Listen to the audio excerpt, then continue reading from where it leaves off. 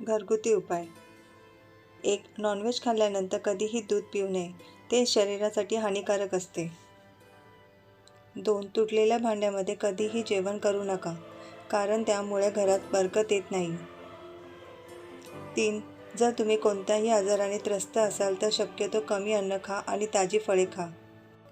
4. चिमूटभर हळद आणि चिमूटभर मीठ पाण्यासोबत घ्या, त्यामुळे गॅस समस्या दूर होते.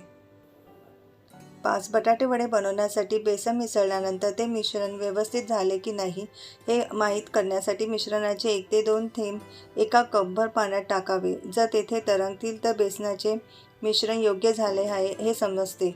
6. गाजर, आवळा आणि बीटाचा रस पिल्याने डोळ्याची नजर तेज होते आणि त्वचेवर निखार येतो.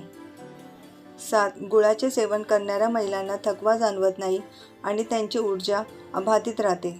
8. गुलाबाची फुले चावून खाल्ल्याने चेहरा उजळतो आणि गुलाब बारीक करून ओठावर लावल्याने ओठ लाल होतात. 9. भाजी बनवण्यासाठी अधिक वेळ होत असेल तर टोमॅटो टाकल्यानंतर मीठ घाला, ज्यामुळे कांदा आणि टोमॅटो शिजण्यास मदत होईल. 10. जर तुमच्या घरात टोमॅटो नसेल तर हा हॅक तुमच्यासाठी खूप उपयुक्त ठरू शकतो. स्वयंपाकघरात असलेले टोमॅटो संपले की ग्रेव्हीमध्ये टोमॅटो केचप किंवा सॉस वापरू शकता. 11. कोणतीही भाजी करताना हळद तेलात न घालता कांदा टोमॅटो घातल्यानंतर घालावी, यामुळे हळद करपत नाही. 12. ज्या महिला मेथीचे दाणे आहारात घेतात त्यांना कधीही वृद्धत्व लवकर येत नाही. 13.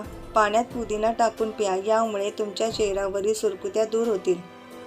14. पनीर जास्तच घट्ट झाले असेल तर त्यावर 1 चमचा साखर घालून 10 मिनिटे कोमट पाण्यात ठेवा, त्यामुळे पनीर एकदम नरम होतील.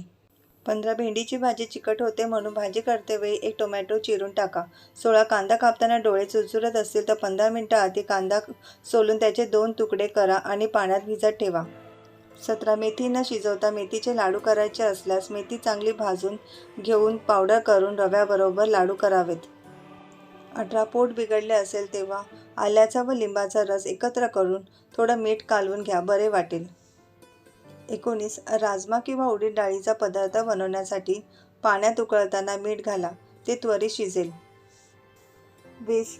चीज खवताना खवणीला थोडं तेल लावा, चीज खवणीवर चिकटणार नाही. धन्यवाद.